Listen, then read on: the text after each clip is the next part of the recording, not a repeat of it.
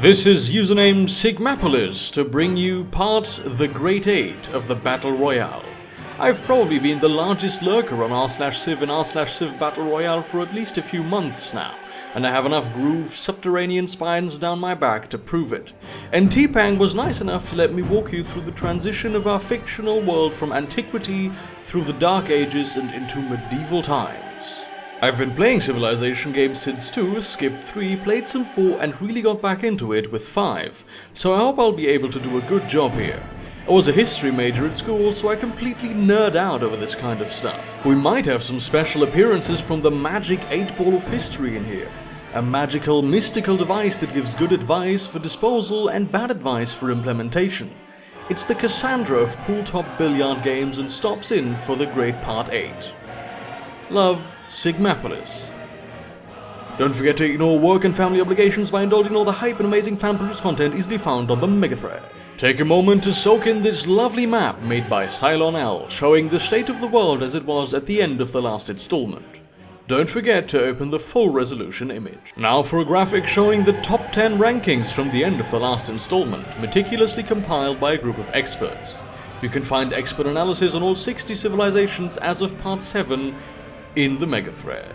The calm before the continuation of the storm on the Asia Minor front, where Sparta has secured for itself a nice dowry of Constantinople, Adrianople, Ohrid and Trebizond, to bring it way up in the number of cities list for a European and Mediterranean power. Rome grabs Funchal, though the Portuguese fleet sailing throughout the Med threatens to have it back in their safe colonial bosom as soon as possible.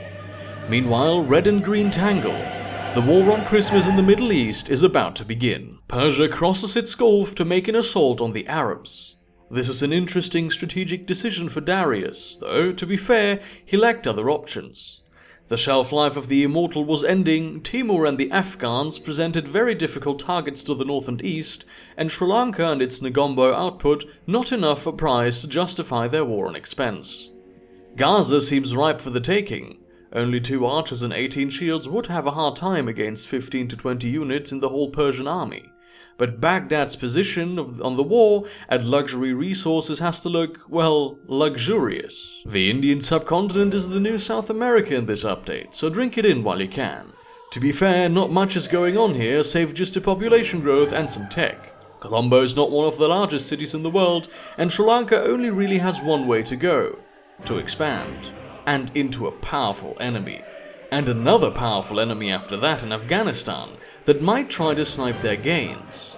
Strangely, there is a good city spot to the west that nobody has seemed to want to claim yet. Sea resources abound. Opening stages of these series of wars. If you thought the Anatolia hot potato game was intense, just wait until Africa gets in on the craze. Southeastern Africa is peaceful now. Strangely, unlike the first iteration of this battle royale, the Boers and the Zulu are playing nice with each other. They even seem to be keeping up the 3 for me, 1 for you deal they have on the mainland in their settlement of Madagascar. Opening stages of the war where the Huns and Timurids look to do a classic envelopment maneuver on their drab, boring, neutral grey neighbour. Attila floods the Ural passes to the north with his rapid cavalry maneuvers, while Timur marches his infantry up from the south. You know, the Cham really do have a nice colour set. I would have thought purple and purple would have looked awful, but it comes off kind of nice. Their water fountain emblem is probably my favourite in the entire game. I wonder if human players could bring themselves back into this game by declaring one distant but powerful, wealthy enemies and using the money to buy themselves back into contention. War breaks out in North America, but it's relatively minor in nature as the Sioux, no borders, and Iceland only via sea decide to pick on Lincoln. He threatens to tell if they don't knock it off. Canada would have to be the enforcer here, given that their huge carpet of bows could basically wreck America and have a straight shot at the heart of the Union if they chose to use it. The Union is going to be a tasty target for whoever decides to strike first. The Buccaneers have some sea assets to move, Texas is proving an impossibly competent AI so far, and Canada has a few lumber mills worth of bows ready to go. Philadelphia, Washington and Albany, talk about a major city list in the United States around 1850, are going to be juicy targets for whoever decides to swing their hammer towards the stars and stripes. Tibet likes Vietnam's green, but thinks it really should be for textual colors rather than backgrounds.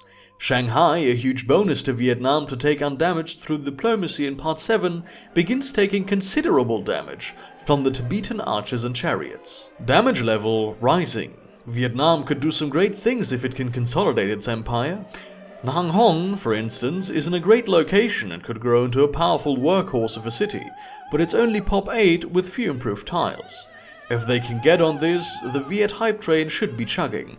Also, did you not fucking notice Guangzhou was taken by the Genghis guy? Did you not see that? Did you just ignore it? Remember how Mao had a pair of cities in the middle of nowhere Siberia? I didn't either. Sure, they're great for sending out people out to count trees, for the good of the Cultural Revolution, but Mongolia has way more interest in them than Beijing for a 2-to-1 makeup of Old Sarai. Also, fucking Guangzhou, how did you not see that? It's huge. Stalin packs on the cities by settling to the Arctic Ocean. Surely they aren't going to have quite the benefit somebody like the Inuit would have from something like this, but it will launch him up in the number of cities at the end of Part 8. His city of Stalingrad really is a lovely place to visit, if you can make it through the forest of ravenous Russian yetis and the, negative 5 billion degrees of weather along the way. Stalin finds this positively balmy, and models his Speedo and mustache in this weather every December. Those not found clapping are instantly shot. Take a good look at the size of these armies now. This is going to be quite a war of attrition going forward, having looked through the whole list earlier. Saladin and Hannibal call it off, realizing they're all bros and no need to fight over Olympia. Not like there was much going on there in the middle of the Libyan desert after the two of them chewed on it like two dogs fighting over a steak. The Boers jump into the fray with the DOW on Ethiopia, hoping to clean up their local territory by conquering Bahir Dar. One Ethiopian trireme bravely suicides itself into Krugersdorp, screaming, "Krugersdorp is more like it," while in the process. The Khanate of Sibir had managed to carve itself a nice empire in Central Asia, not unlike the one it had in reality. Hey, Chimgitura isn't a realistic location, but they seem unable to deal with two threats at the same time. They're holding their southern flank well against the red and grey menace, though Surgut is slipping into the yellow against the Hun's horse warriors. I have to say though, seeing cities like Mosul and Beaumont somewhere around the Ural Mountains is funny. Texas is probably the hottest, most humid thing ever, and I cannot say the same about Western Siberia. Meanwhile, peace is breaking out all over the place in the Mediterranean theatre. Armenia and Sparta call it enough, likely keeping the gateway to the Black Sea in Spartan hands, and the Asia Minor city hot potato ends, as Saladin and Leonidas agree that true alpha men do not fight each other. They found somebody weak and vulnerable to pick on, probably somewhere else in Europe or the Middle East for them. Remember those Chinese outpost cities in Siberia? Yeah, looks like Genghis Khan is just going to help himself to those. You know, like he did Guangzhou, which apparently nobody fucking noticed. Jesus fucking Christ. This is the situation in Asia Minor after the end of the wars. Saladin, aggressive for a while now, calls off the dogs from Jerusalem just as the city was beginning to weaken. I can see why, however. Sparta recovered nicely from apparent exhaustion, fighting Rome, Germany, Israel, Byzantium, Armenia and the Ayyubid Empire at nearly the same time for a while, to secure its gains in the heart of former Byzantium. Cyprus is a nice little pickup toward a future Mediterranean war. I'm sure the Gold and White will turn toward an African campaign against Carthage or their new wars to the south. Persia, out of nowhere, snipes Baghdad from the Arabs. I would say this is a war of Christmas, with the color schemes, and Persia's red and gold really is the best in the game. But I think we all know what this is. Who is the best caliphate? Ayyubid. We are the best, because we have the most wise, of course. We have Suez Canal and Mount Sinai for awesome faith. Abbasid. We are best. We have all city names that people actually recognize. Until, of course, the Persian Immortals show up. This is pretty historically accurate though, given the Abbasids swept the Caliphate away from the Umayyad with a power base in Persia. This kind of power play is just what Darius and crew need to come back into contention. for city/tradition/turtle until artillery works fine in single player. But somebody like Yakutsk, Vietnam, Australia or the Inuit is going to snowball before then. Israel's army is not good, but it is not objectively awful anymore, and key outposts like Gaza and Jericho seem safe for the moment. This war thing is getting really out of hand. Seriously, I filled up 2 pages of notebook paper drawing Old World and New World maps with red and green ink to show civilizations warring with each other versus those declaring peace. Looks like the scramble for Africa is on. I kind of have to wonder what Congo is doing here though. They managed to keep Ethiopia, the regional superpower, on their side of the war for the conquest of the Northwest. And nice capture of Atebubu. But most of their army is to the north, engaged in keeping the conquest. The Ashanti present an inviting target, caught in the middle of wars with Carthage, Mali, Ethiopia and the Congo, and their army of archers and weak UUs make them rather squishy. The Boers are spread through their large empire, but hey, at least they have composite bows. I always tell my playing partners on Civ 5 that an army of 4 to 5 well-managed composite bows can keep you safe through at least the early industrial era. It is at that point that everybody usually declares war on me. It's funny trying to track the general Eurasian war going on here. You can build a daisy chain of declarations from the Boers to the Congo, Ashanti, Mali, the Ayyubids, formerly Sparta, Germany, Finland, did that war ever end? The Huns, Sibir, formerly Mongolia, China, Vietnam, Tibet recently, and then over to the Mughals. Even Otto von Bismarck would have had a hard time figuring out this diplomatic situation. Hey Paul Kruger, what did Leonidas' sculpted, oiled, perfected abs ever do to you? 2 wars going on here, Vietnam and Tibet, then China and Mongolia. The Vietnamese had an absolute coup last time, taking Shanghai without having to halve its population in the process. China started the series high in the rankings, buttressed only by its hammer score, which had to plummet without Shanghai. That going 100% into the Viet column was going to be huge for them going forward. However, the Trunk Sisters AI is not handling this one well. Perhaps the evil, awful O word, overextended, has become the case? They have a large empire to defend, most of their units spread throughout it, and faced only an utterly incompetent foe in Mao last time around. That hype train is going to derail into Farmer Jones' Pigsy fast if they cannot keep Shanghai. Korea is an interesting strategic position to me. I figure a human player might be able to make something out of it. They have decent cities, Seoul is up to Pop 19, good sea access to run cargo ships, and a lot of mountains to make invasions difficult. And their long-term bonuses to science and awesome are awesome. They could turtle, go tall science, and unleash the wrath of the bombers on East Asia at some point in the future. The fact nobody seems to be noticing them in this AI match is working out nicely for their advantage if they move towards some sort of long-range plan. Also, Guangzhou flipped back, but nobody cares. Nobody fucking cares about Guangzhou. Most people died in Guangzhou, but nobody gives a shit. Nobody fucking cares. Aha! Now the magic 8-ball of history is rolling. Nzinga shakes it. Shall I capture and keep Atebubu? Don't count on it. Ozai-Tutu II does the same thing. Probably not your day. That poor little city is going to be a flaming garbage dumpster before this is all over. Somewhere in that black ball of concentrate evil, its malevolent spirit begins to smile. All is going to plan. Yes, all is going to plan. Oh yes, America. Well, North America.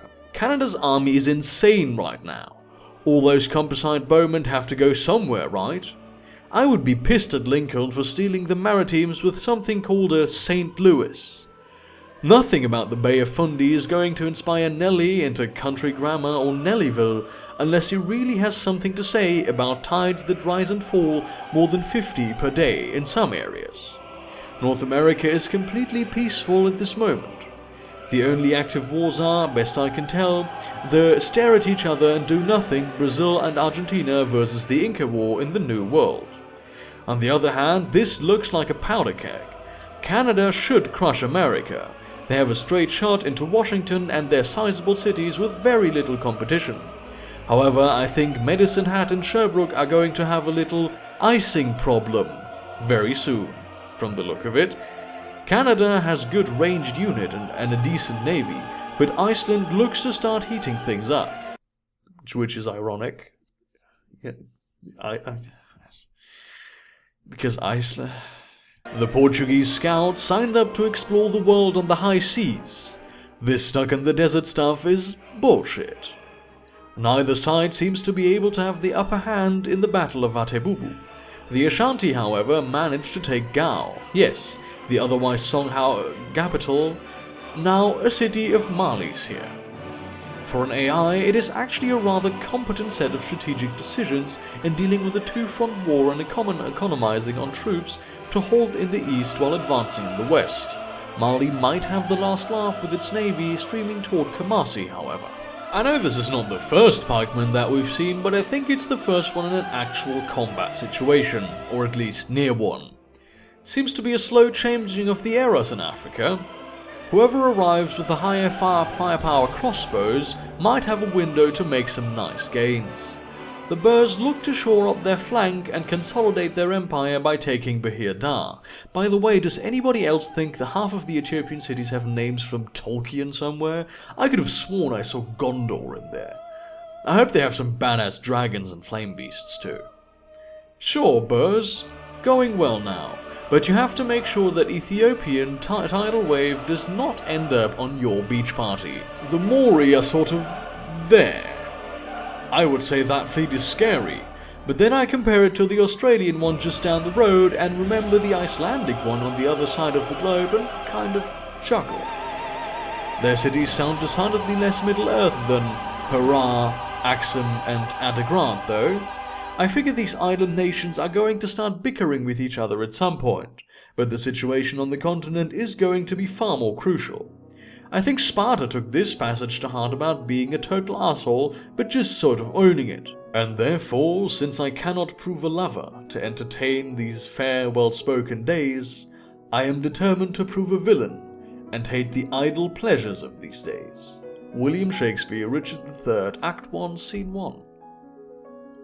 Bitch. Why do the Mongols have a region of their empire on the island of New Guinea? Oh yeah, that's right. Oops. My bad, people. For some reason, I always imagined the Kimberley would be pink. Not a lot of pink civs, and it worked for the Pink Ranger. The Philippines have never received much discussion here, so I thought to give them a little shout out. Jose Rizal shakes the magic 8-ball of history. Hola pelota, how are you doing this morning? Definitely not craving some Indonesian nutmeg. Hate that stuff. What's your question? I was thinking about, building up a decent navy and land army and exploiting the fact that while I'm relatively weak, I'm surrounded by absolute basket cases like Indonesia and the Cham. And maybe unifying those 2 to 3 empires would create something respectable. Good idea? I don't think so. This game is a little more fun when you imagine the AI's diplomatic advisors as random and malevolent. I think the War of Asia Minor is going to have several further chapters. Sparta is at war with Germany but has little angle to attack Munich or Berlin. There are a lot of powerful civilizations in this area. The USSR has regained its competence, making a run at Gavar. Poland is making a renewed push on the Germans. Sparta has replaced its hoplite numbers and greatly added to its empire, and hey, even the Romans are spamming ballistae. All those white 6-pointed stars emanating from Jerusalem are heading northwest, all the way to Lodz and Ravenna. So far, our game has had 4 major points of military contention with multiple combatants, huge armies and cities changing hands. Asia Minor / Anatolia, what we would call southern China and the denizens of our world now call northern Vietnam, East Africa and the Great Plains of North America. Yes, the Sioux lost Medewan Canton 1, but they have stabilized their military situation and rebuilt. They have already deployed a considerable number of pikes to the front too, to outdo the Blackfoot or is it Blackfeet swords and Texan spears. And there are some very powerful civilizations here as well. I mean, come on, look at Canada. None of the bowmen can even walk around without saying sorry for bumping into each other constantly. The Sioux have the worst position though, already down a city, stuck in the middle with you, and now piling up multiple wonders in Hunkpapa to make their price even sweeter. Aussie, Aussie, Aussie, oi, oi, oi. The Kimberley and Australians are an interesting juxtaposition to each other. Australia has the superior land army, but they are hoarding it to the east to protect their core cities when no substantial threat exists. The oceanic Mongols have a relatively meager land army but an awesome fleet, even more than the sizable Australian one. In theory, the Kimberley could pack their army around Junjuva, force Australia to split around Uluru, and slowly wear them out in a battle of attrition in the center of the continent. Their fleet, now with range, could defend coastal cities and go on the offensive as needed. We're all pretty fucking hyped for this declaration of war when it comes. Evidently, this conversation just took place in Hanoi with the magic 8-ball of history. Should we declare war on China? No, finish up with Tibet and defend Shanghai first. Should we concentrate our troops on the front? Yes, it's not like the purple tips below you are gonna do anything. What about Korea? We are best Korea. No, you're not. You're literally not even Koreans. I mean, what's the point of having it if you're not gonna listen to it? China looks screwed. Guangzhou should fall to Korea quickly. Their offensive towards Tabriz is only going to leave their one good city vulnerable, with a capital in Beijing. I'm seriously worried about Shanghai though. How can Vietnam lose such a windfall like that? You know, fucking Guangzhou, now you notice that it's being attacked, and not when it flipped to Mongolia and then flipped back to China. God! Leningrad and the USSR as a whole is back from the grave with an astute snipe on Gavar. This gives them access to the sea, maybe to build up a Black Sea fleet someday to force the Hellespont and break out into the wider world. Attila's distraction to the east is helping them here, with a huge push on City A and City B of the Sibir Khanate. Hard to see from this angle, but there's not much of an immediate grey and white on the front lines versus the rows of the horse archer and battering ram cannon fodder that Attila intends to send into the fray. The rows of Timurid swords, seriously, these are the real legionnaires for you. Backed up by some rather angry-looking composite bowmen does not spell good tidings for the people of Kashlik. Being stuck between relatively weak contenders like Byzantium and, with the strong ones around them, the Huns and the Polish, distracted by wars to the Far East and into Central Europe is helping the Soviet cause as well. You never count Stalin's mustache out. Attila takes his second city of the game and, of course, proceeds to torch it. He has a settler nearby to replace it, however. Shame too, a nice city on the edge of a river, where the transition into a medieval economy was just boosting food production and population for the surrounding area. Chimgi-Tura and Kashlik actually defended well, though the Sibir have way too many warriors in their army for me to be really comfortable for them. We do remember that sword and composite bowman death carpet coming for them, right? They have a rather juicy empire back there too, with those first two cities and Tobolsk, lots of forests for chopping and production, and a lot of food potential with the irrigated rivers all through eastern Siberia. Elsewhere in Eurasia, Portugal and Rome finally call it quits. As my father used to say, Afghanistan is dug into those mountains tighter than an Alabama ticket feeding time for the chickens. Tibet and Afghanistan are going to be rather difficult to dislodge from those mountains. The huge Afghan cities, take a look at Isfahan, larger than many of the capitals out there, are pumping science and culture for later advantage. Their settle on the Indus River is going to pay some huge dividends in the long term if they can hold it. The Mughals are in a similar flatter position, with large cities on rivers, but without the UA defensive bonuses. This map reminds me of something Jeff Lynne said back in the day. She cried to the southern wind, about love that was sure to end.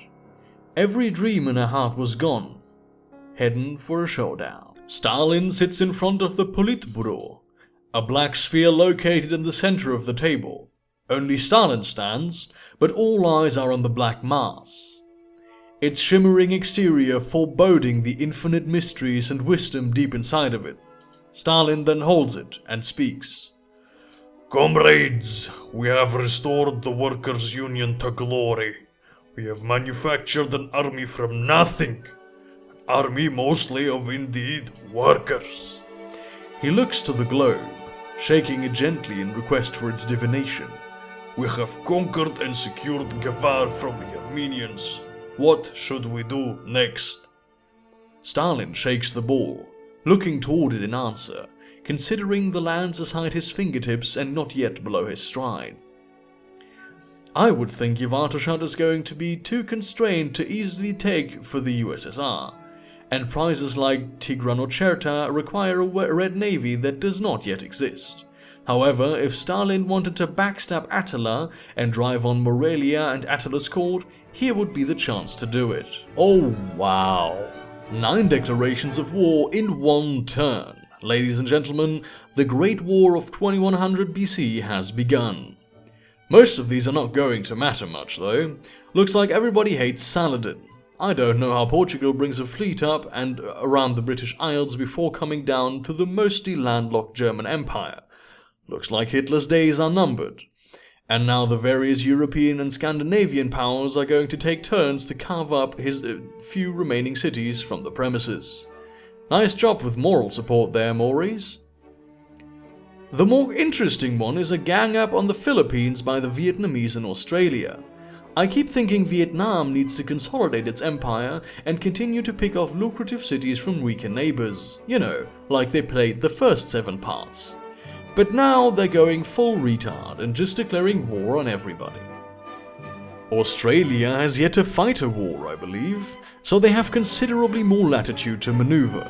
I did not realize how little of capitals and cities the Arabs in Ethiopia had. That archer-heavy army has to be slipping a little behind too. England is doing a nice turtle job with its large navy and cities, but I have to imagine they end up the cream in the Oreo amid France and Ireland. If Napoleon's AI here is anything like the AI in the vanilla version of him, I'm sure he's searching around the proverbial diplomatic room with a look on his face as if he's trying to lock on an ass to kick. Those pasty English with their tea and crumpets could go for some baguettes, no? We have not heard much from Ireland lately, though this snip gives me some hope for the Emerald Isle. They have a sizable force for their part of the world, good, tall cities and many cargo ships turning through the Irish Sea. If they move at the right time with France, Portugal and Norway, we could have a United Kingdom with a capital in Dublin instead of London this time around. Sparta has a small window on Germany, but maybe not enough to make a strong push on Munich. The Spartans seem to think it's time to hold the line, massing troops around Tegea. That long border with Poland, made longer around the Black Sea, has to be a point of contention soon. The continuous citadel Cumae to Tegea is just, well, you know. This was Rome and Sparta just expending great generals back and forth, right? Hitler stands outside Berlin in his lederhosen, though no shirt, waving 2 heavy broadswords in the sky, challenging all comers. The Polish cower in fear. The Norwegians return to their boats and head back to Trondheim. "Come at me, bros!" he screams at their retreat. Well, maybe not that dramatic, but Germany is holding its own, at least at the moment. They probably will have declarations of war on Finland and Sparta and other distant enemies, but the lack of a Western front with Napoleon on the sidelines is greatly helping their cause. Poland is coming for them though, with composite bows setting up to do damage to Berlin and bring the Third Reich to an end after only 2,000 years. Australia is making short work of its first city conquest. The Filipino fleet is nowhere in the defense of Pangasinan. The Australian, in the continental sense, both civilizations' domination of the East Indies and what we call the Solomon Islands and the like, is maybe not a huge deal for them. Their core cities are again on the continent. But it is troublesome for the Maori, Hawaiians, Indonesians and Philippines. You could even throw Champa in there too. I held out hope of the island's nations could colonize fast enough to build up a critical mass, but as we all know from island maps, hammers are at a premium in water-dominated regions, and a city like Ardialoon is going to be great for needed production. Capital Snipe Hype. Kumasi's in the red from a combined Mali-Morocco fleet banging on its doors. The wars are heading south fast for the Ashanti. Gao flips back to Mali, Atebubu keeps feeling Congo pressure, though they seem to be out of units around there, and Kwilu and Diredawa seem safe enough with significant forces in the area.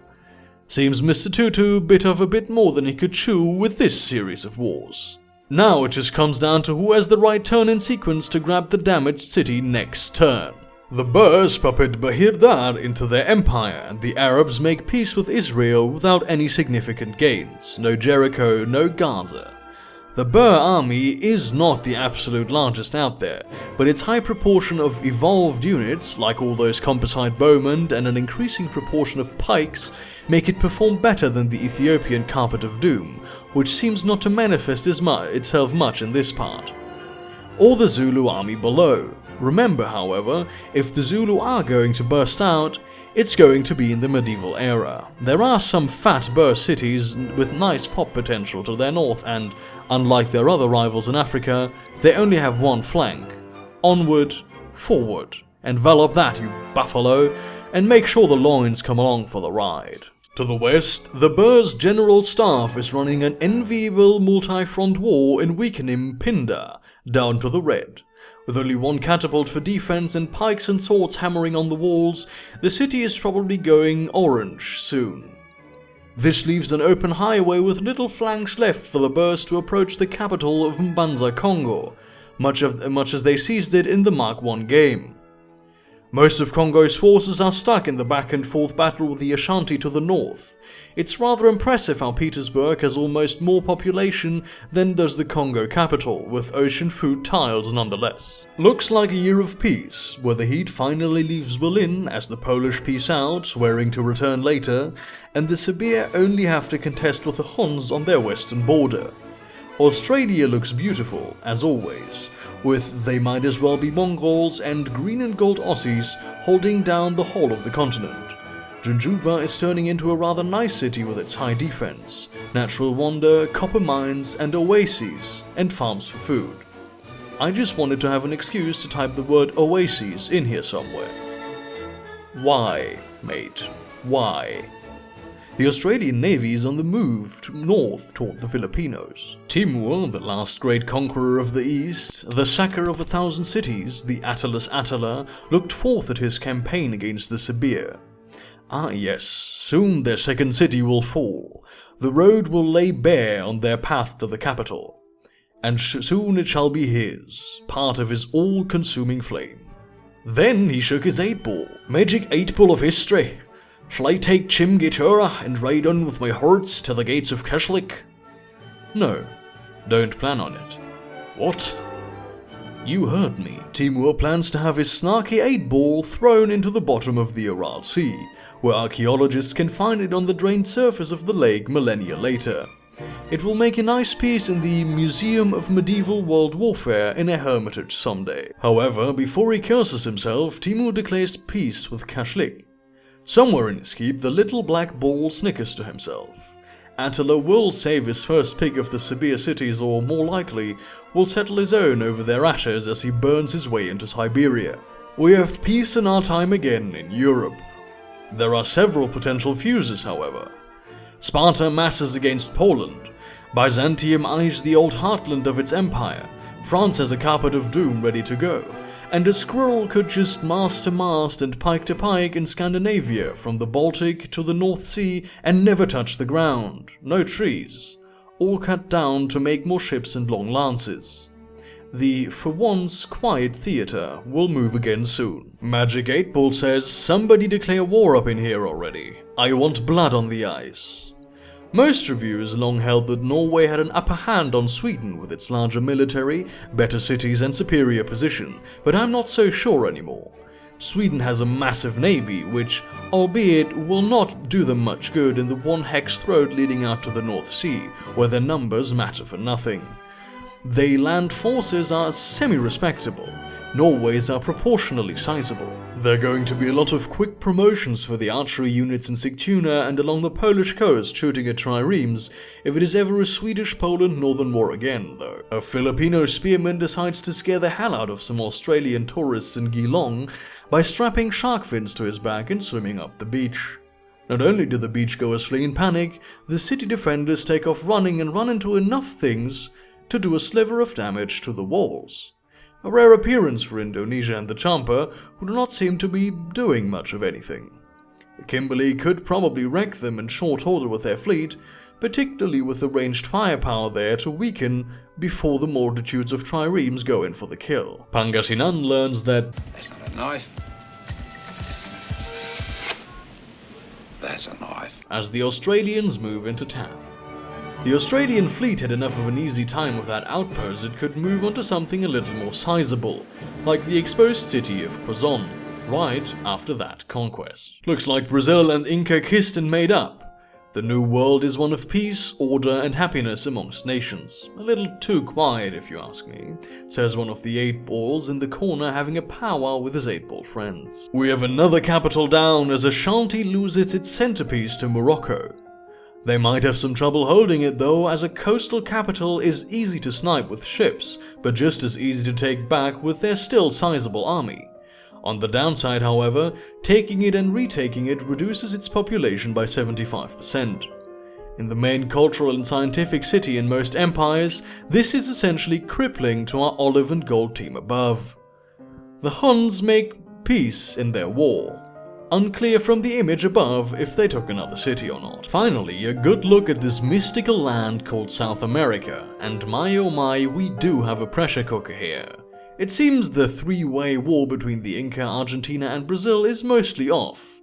Formosa, Machu and Fortaleza have all proved to be good defensive positions for the combatants, though Fortaleza here appeared to almost fall before Pedro's deft diplomatic maneuvering and impressive beard brought things back to even again. Chile will be a factor at some point, probably on land from the look of it here, with Argentina's military so far away against the Brazilians and the Inca having a fleet of their own to at least delay any movement up the coast in a War of the Pacific 2, War Harder. Where in the world would Lincoln want to go with that settler?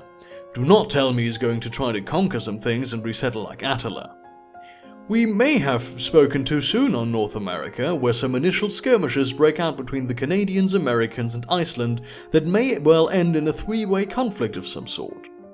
Looks like that poor scout in the upper right-hand corner of northern Quebec will not be with us much longer. Iceland wants to keep settling. Sure, go for it, bro.